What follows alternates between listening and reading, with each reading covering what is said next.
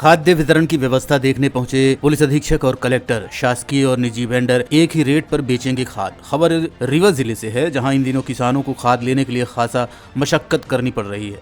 वहीं कई किसानों ने आरोप लगाया था कि उनसे ज्यादा पैसे वसूल किए जा रहे हैं और खाद की कालाबाजारी की जा रही है। इस मामले को गंभीरता से लेते हुए कलेक्टर ने मोबाइल नंबर जारी किए हैं, जिनमें किसी भी प्रकार की अनियमितता की सूचना दी जा सकती है। गुरुवार को कलेक्ट्रेट सभागार में आयोजित बैठक के बाद नवनीत भसीन और कलेक्टर मनोज पुष्प करहिया मंडी पहुंचे, जहां खाद्य वितरण की व्यवस्थाओं का जायजा लिया और अधिकारी कर्मचारियों को निर्देशित किया है। कलेक्टर मनोज पुष्प ने बताया कि खाद पर्याप्त मात्रा में उपलब्ध है। रीवा मंडी में जिले के आसपास के जिले के लोग भी खाद लेने आते हैं, जिसके चलते भीड़ भाड़ ज्यादा हो जाती है। श्री पुष्प ने कहा कि निजी और शासकीय सभी जगह एक ही रेट खाद उपलब्ध हो रही है। अगर किसी प्रकार की अनियमितता पाई जाती है तो जारी किए गए नंबर पर सूचना दी जा सकती है। आइए दिखाते हैं अधिकारियों ने मंडी कर्मचारियों को क्या निर्देश दिया और मीडिया को क्या जानकारी दी है।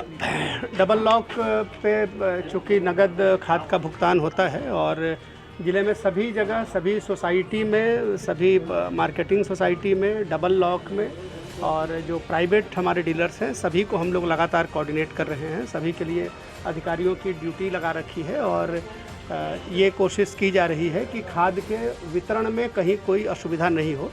खाद की उपलब्धता पर्याप्त है। पिछले साल के मुकाबले काफ़ी मात्रा में खाद ऑलरेडी आके वितरण किया जा चुका है और बहुत सारा खाद का मूवमेंट भी है।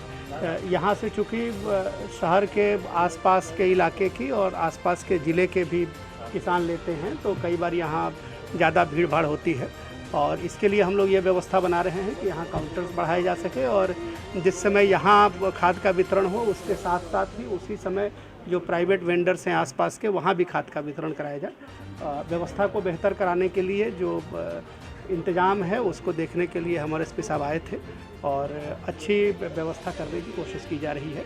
आप पीछे देख रहे होंगे जो एक फ्लेक्स है, ये हमने निर्देशित किया है कि प्राइवेट के भी जितने रिटेलर्स और वेंडर हैं और जहाँ जहाँ भी इसे भी खाद की बिक्री होती है, वो इसको ऐसे जगह पर लगाएंगे जहाँ से ये किसी तरह का ये कन्फ्यूज़न नहीं रहे कि कहीं पर एक पैसा भी ज़्यादा में कोई खाद बेच सकता है।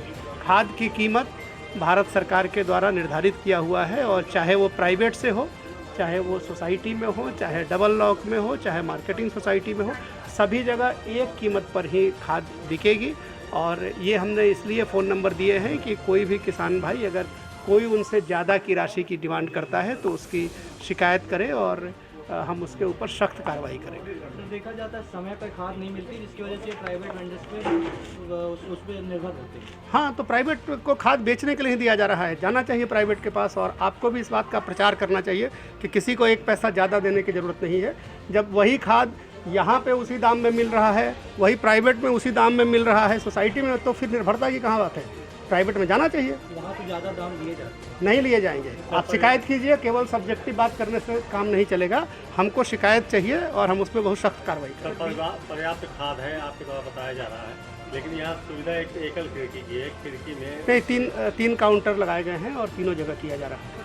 किसानों द्वारा समस्या बताई गई थी। समस्याएं जो है इसलिए हमने कहा कि ऑब्जेक्टिव समस्याओं का स्वागत है। दुनिया में बहुत बड़ी समस्याएं हैं, इस तरह के साहित्य लेखन का कोई रिजल्ट नहीं है।